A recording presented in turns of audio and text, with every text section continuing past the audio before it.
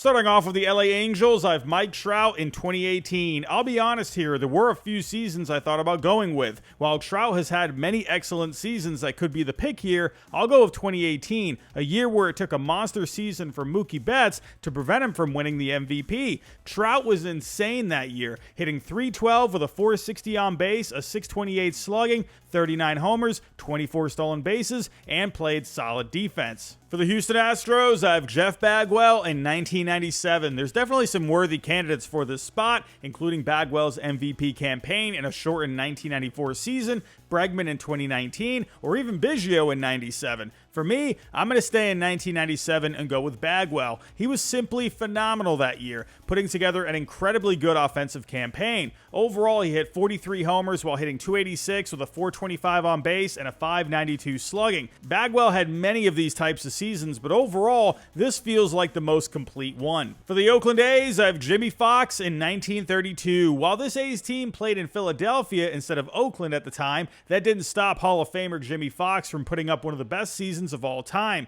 He hit .364 with a .469 on base, a stupid .749 slugging, along with 58 home runs and 169 RBIs. Unreal numbers. For the Toronto Blue Jays, I have Jose Batista in 2011. We'll always remember Batista's bat flip in the playoffs, but his 2011 season is really what should be remembered because it was just unreal. He hit .302 with a .447 on base and a .608 slugging, along with 43 home runs and a .180 WRC+. What made this season and his career so special is he was basically trying to stick with any team he could at the early part of his career until he found a home in Toronto. For the Atlanta Braves, I have Ronald Acuna Jr. in 2023. Most will probably say this is recency bias, but when I look at all the top individual seasons in Braves history, I have to go with Acuna in 2023. Sure, Hank Aaron had many phenomenal seasons. Rogers Hornsby was amazing in 1928. Darrell Evans was incredible in 1973, and even Eddie Matthews was awesome in 1953.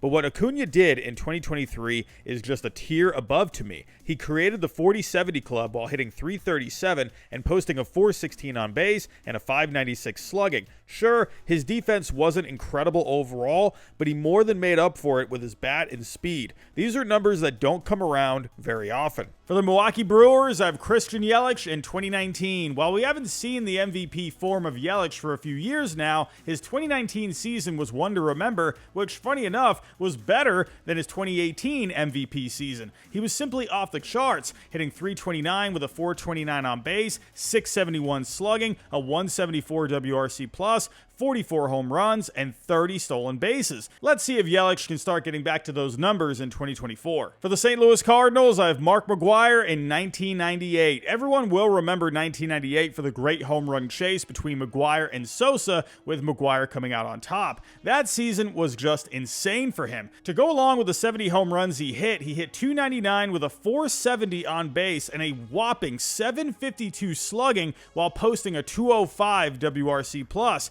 Just insane. Man, I miss those times. For the Chicago Cubs, I have Sammy Sosa in 2001. Speaking of the great home run chase, you'd probably think Sosa's 98 season with his 66 home runs would go here as well. While it was a phenomenal season, his 2001 campaign was just so much better. He just missed the 66 homers with 64, but posted a much better slash line compared to his 1998 campaign, in which he hit .328 with a .437 on base, a massive .737 slugging, and drove in 160 runs. Again, just insane. For the Arizona Diamondbacks, I have Luis Gonzalez in 2001. We're going to stay in 2001 here. Most people will remember Gonzalez and his walk-off hit off Mariano Rivera and the Yankees in the World Series that year, but that season for him was just so freaking good. Overall, he slashed .325 with a .429 on base, a .688 slugging, and a whopping 57 home runs and 142 RBIs. For the LA Dodgers, I have Mike Piazza in 1997. I feel like most people these days will think of the Mets when it comes to Mike Piazza. However, he established himself as one of the best players in the game with the Dodgers. He was fantastic in 1997, hitting .362 with an OPS of 1.070 and 40 homers, all while playing great defense at catcher, which is already a tough position to play, making that season just that much more impressive. For the San Francisco Giants, I have Barry Bonds in 2001. Well, This one was easy. I mean, just go look at his baseball reference page. Really, you'll get lost for hours, and 2001 alone was just so ridiculous. Along with his single season record of 73 home runs, he hit 328 with a ridiculous 515 on base and a massive 863 slugging, while his on-base percentage of 582 in 2002 and 609 in 2004 were just ridiculous. The 73 homers really set it apart here for Bonds. Overall, his 0-1 campaign amounted to a 12.5 Fangraph WAR, the 6th highest of all time. For the Cleveland Guardians, I have Lou Boudreau in 1948. I don't ever hear about Hall of Famer Lou Boudreau's name being brought up in baseball talk these days, but I feel like it should be. 1948 was an incredible season for him, as his MVP campaign helped lead the Indians to a World Series championship. Overall, he hit 355 with a 453 on base, a 534 slugging, and 18 home runs. What really set him apart, though, was his defense, as he posted the best defense in Major League Baseball that year among any position. For the Seattle Mariners, I have Ken Griffey Jr. in 1997. The kid had many tremendous seasons in his career, which also made this one hard to pick, but I gotta go with his 97 MVP season. Overall, he had a career-high 56 home runs to go along with a 304 batting average, a 382 on base, and a 646 slugging, all while playing spectacular defense in center field. For the Miami Marlins, I have Giancarlo Stanton in 2017. It's kind of weird to think back to Stanton in a Marlins uniform, but man, was the 2017 season a fun one. He was a monster that year, hitting MLB leading 59 home runs, which is tied for 10th all time with Babe Ruth's 1921 season, along with 132 RBIs and an OPS of 1.105. He was traded that offseason to the Yankees, where he hasn't lived up to those same numbers, but my goodness, what a year that was. For the New York Mets, I have David Wright in 2007. Wright will go down as one of the best, if not the best Met of all time, and he was at his peak in 2007. Somehow coming in 4th in NL MVP voting that year, Wright put up all-around great numbers, hitting 325 with a 416 on base and a 546 slugging with 30 homers, 34 stolen bases, and excellent defense at third base. It still blows my mind he didn't get as many votes for MVP that season. Before I get to the rest of the video, I just want to shout out today's sponsor, and that's our friends over at BetUS. They offer a wide range of betting, including sportsbook, from baseball to football, basketball, hockey, or even mixed martial arts. For Major League Baseball, you can do game props, player props, live in-game betting, as well as futures bets. They have great customer service, so if you ever need help with anything, they're either a phone call or online message away. Right now, they're offering a 125% bonus up to $2,500 on your first 3 deposits. Also, if you DM me on Twitter showing me your account number, you will get $25 to play with, no strings attached. To sign up, just click the link in the description down below, but please make sure to play responsibly. Now let's get back to the video. For the Washington Nationals, I have Bryce Harper in 2015. It took 3 seasons for Harper to win an MVP, and in 2015, he put up not just the best season in Nationals history, but one of the best seasons at the plate of all time. His numbers were just silly that year, hitting 330 with an OPS of 1.109 and 42 home runs. His defense wasn't great that season, but what he did at the plate made up for it and then some. For the Baltimore Orioles, I have Frank Robinson in 1966. Robinson had many great seasons in his Hall of Fame career, but his first season in Baltimore in 66 was a special one. Overall, he hit 316 with an OPS of 1.047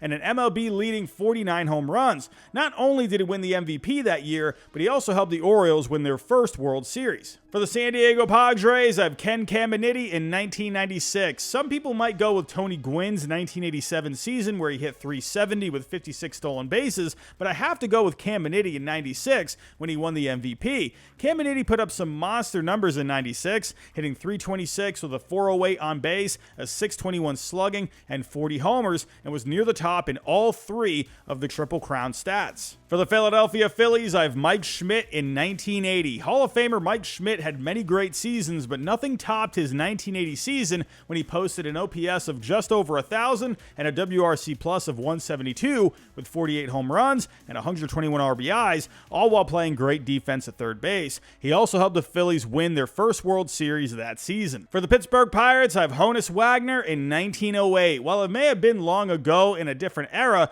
Heinz Wagner was a machine for the Pirates and was outstanding in 1908. Overall, he hit .354 with a .415 on base and a .542 slugging. While the 10 homers he hit doesn't look like much, it was actually second that season behind Tim Jordan, which was during the dead ball era. On top of this, he also played great defense at shortstop, ranking near the top 10. This all amounted to an 11.8 Fangraph WAR, the 12th highest of all time for a single season. For the Texas Rangers, I have Alex Rodriguez in 2002. Alex Rodriguez may never make the Hall of Fame after admitting to PED use, but my goodness, he had some amazing seasons. 2002, in my opinion, was his best, which was his second season with the Rangers at the time. He just did everything great that year, hitting .300 with an OPS over 1,000, 57 home runs, and 142 ribbies, all while playing some of the best defense in the game at shortstop. For the Tampa Bay Rays, I have Ben Zobrist in 2009. When I think of the Rays, I just think of how they always seem to piece things together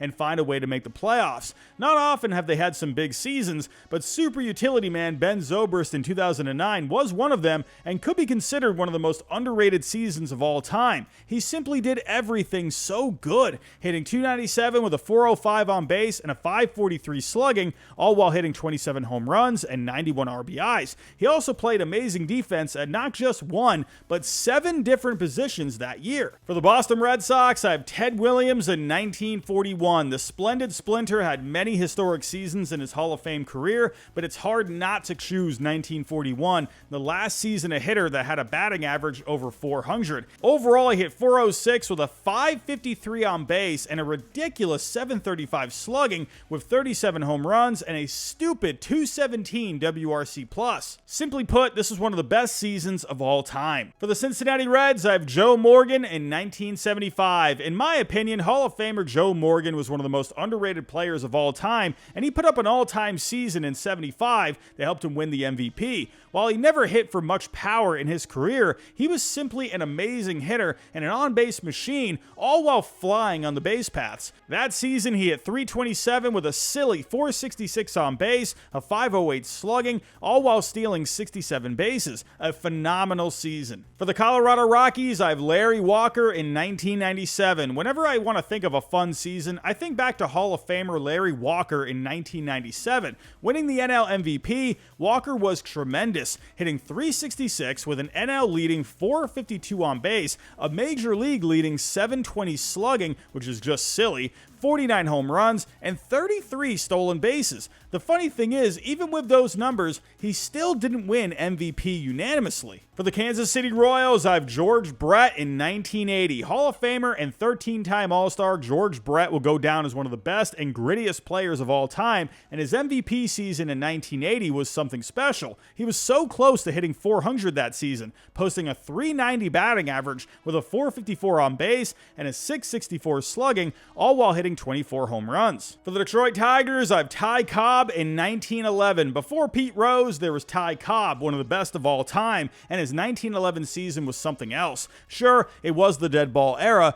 but Cobb put up stupid numbers, including a .419 batting average, which ranks 22nd all time for a single season, all while posting a .621 slugging and a .189 WRC plus. For the Minnesota Twins, I have Joe Mauer in 2009. This one was actually tough because there were actually a few different worthy candidates for this spot, including Rod Carew in 1977 and Harmon Killebrew in 1969. However, I have to go with Joe Mauer in 2009, who was simply awesome that season on both sides of the ball en route to an AL MVP. He put up awesome numbers at the plate, including a .365 batting average, a .444 on base, and a .587 slugging with 28 homers, all while playing some of the best defense in the game at catcher. For the Chicago White Sox, I have Frank Thomas in 1994. If you want to go find a season where a guy simply just mashed, look no further than Frank Thomas in 1994. He hit .353 with a ridiculous .487 on base